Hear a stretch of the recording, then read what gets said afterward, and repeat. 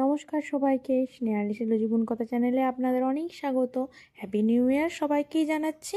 আজকে আমি কিন্তু আপনাদের বানিয়ে দেখাবো মাত্র 2 চামচ তেল দিয়ে এয়ার ফ্রায়ারে একদম রেস্টুরেন্টের মতো তন্দুরি চিকেন। এই জন্য আপনাদের লাগবে জল ছাড়া টক দই। আমি এখানে ডেয়ারি ডায়েটের টক দইটা ইউজ করেছি। দেখুন, টক দইটার মধ্যে একটু জলও নেই, আর টক দইটা কিন্তু খুব বেশি খাট্টা স্বাদেরও নয়।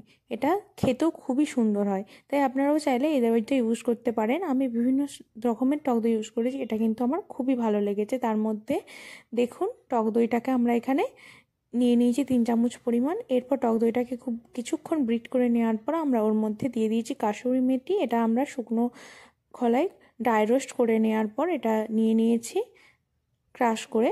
এরপর আমরা এখানে কালারের জন্য অল্প পরিমাণে ফুড কালার নিয়েছি। এরপর ওর মধ্যে যে তন্দুরি চিকেনের কালারটা থাকে এটা আনার জন্য কাশ্মীরি লাল লঙ্কার গুঁড়ো সাথে ইউজ করেছি, এটা একটু বেশি পরিমাণে ইউজ করেছি। এরপর এক চামচ পরিমাণ ধনে গুঁড়ো দিয়েছি, খুবই অল্প পরিমাণে দেখুন দিয়েছি।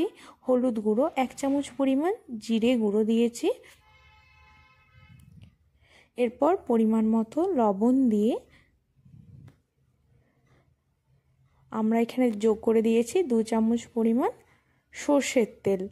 এরপর যোগ করেছি আমরা এখানে 2 চামচ পরিমাণ আদা রসুন পেস্ট। এরপর এগুলিকে খুব ভালোভাবে আমরা মিশিয়ে নিয়েছি।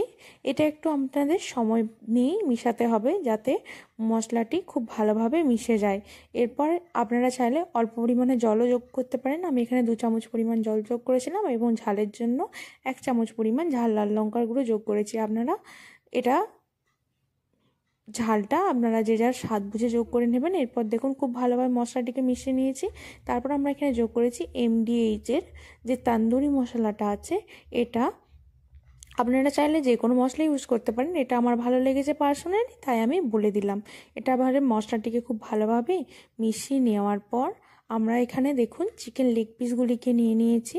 চিকেন লেগ পিসগুলির গায়েতে খুব ভালোভাবে কিন্তু আপনাদের কাট দিয়ে নিতে হবে যাতে মশলাটি খুব ভালোভাবে মাংসের মধ্যে চলে যায়। দেখুন, আমরাও কিন্তু খুব ভালোভাবে মাংসগুলিকে আগেই কাট দিয়ে নিয়ে নিয়েছি। এরপর চিকেন লেগ পিসগুলির গায়ে একটু সময় নিয়ে খুব ভালোভাবে আমরা মশলাটিকে মাখিয়ে নিয়েছি। দেখুন, যাতে মশলাটি ভিতর পর্যন্ত যায় তাই একটু সময় নিয়ে খুব ভালোভাবে মাখবেন। দেখবেন যখন তন্দুরি চিকেন রেডি হয়ে যাবে খেতেও সুন্দর লাগবে আর মশলাটিও একদম ভিতর পর্যন্ত চলে যাবে। দেখুন, আমরা কিন্তু মশলাটি অনেকটা সময় নিয়ে ধীরে ধীরে মাখিয়ে নিচ্ছি। আর এটা আপনাদের মাখিয়ে নেওয়ার পর 30 মিনিট অবশ্যই রেস্ট দিতে হবে। এর থেকে বেশি পরিমাণে রেস্ট দিলে আলোই ভালো হয়। আমরা এখানে 30 মিনিট মতোই ঢাকা দিয়ে রেস্ট নিয়ে নিয়েছিলাম। এরপর 30 মিনিট পরে আমরা এয়ার ফ্রায়ারটিকে প্লাগিং করে নেওয়ার পর 180 ডিগ্রি সেন্টিগ্রেডে 10 মিনিটের মতো প্রিহিট করে নিয়েছিলাম। এটা আপনাদেরও অবশ্যই করে নিতে হবে। এটা কিন্তু খুবই সোজা। দেখুন আমরা কিভাবে ইউজ করছি।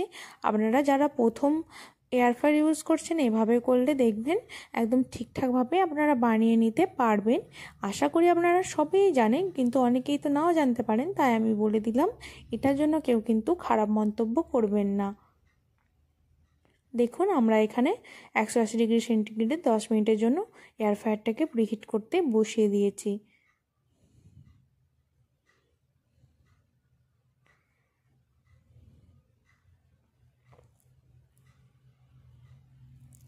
পাশে একটু মেশ আছে, এগুলো একটু ইগনোর করবেন। কালকে যেহেতু অনেক কিছু বানিয়েছিলাম তাই পাশে একটু মেশ তো দেখাচ্ছেই। এরপর দেখুন প্রিহিট হয়ে যাওয়ার পর আমরা এখানে একটা অয়েল ব্রাশের সাহায্যে অয়েলটা ব্রাশ করে নিচ্ছি।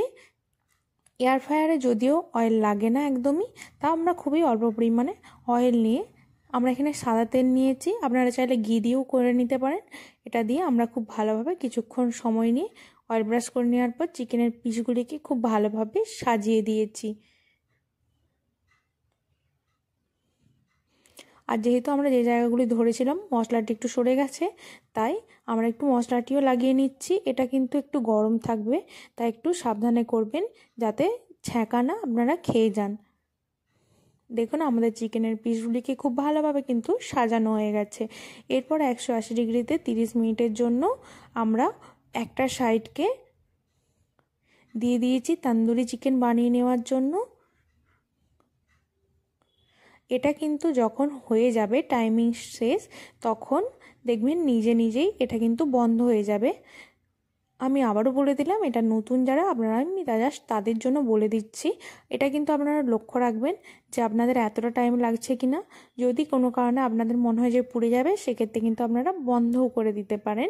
দেখুন আমাদের কিন্তু টাইমিং শেষ।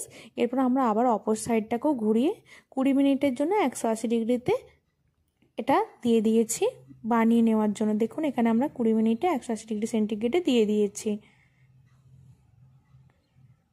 আবার সেই একইভাবে টাইমিং শেষ হলে কিন্তু বন্ধ হয়ে যাবে। আপনাদের যদি মনে হয় বেশি পুড়ে যাচ্ছে, সেক্ষেত্রে কিন্তু আপনারা একবার এটাকে অফ করেও দিতে পারেন, পজও করে দিতে পারেন। দেখুন আমরা কিন্তু এখানে 20 মিনিটের জন্য করে নিয়েছি। আমাদের টাইমিং শেষ, আমাদের এটা কিন্তু একদম রেডি হয়ে গেছে।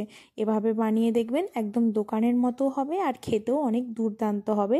এটা আপনারা চাইলে তাওয়াতেও করতে পারেন, কিন্তু এটাতে করলে অনেক কম তেলে অনেক সুন্দর হয়ে যায়। তাওয়াতে করলে আপনারা ধিমি আছে এটাকে ঢাকা চাপা দিয়ে করলেও এটা হয়ে যাবে। আশা করি আপনারা এভাবে করবেন, ভালো লাগবে। ভালো লাগলে লাইক শেয়ার কমেন্ট করে পাশে থাকবেন।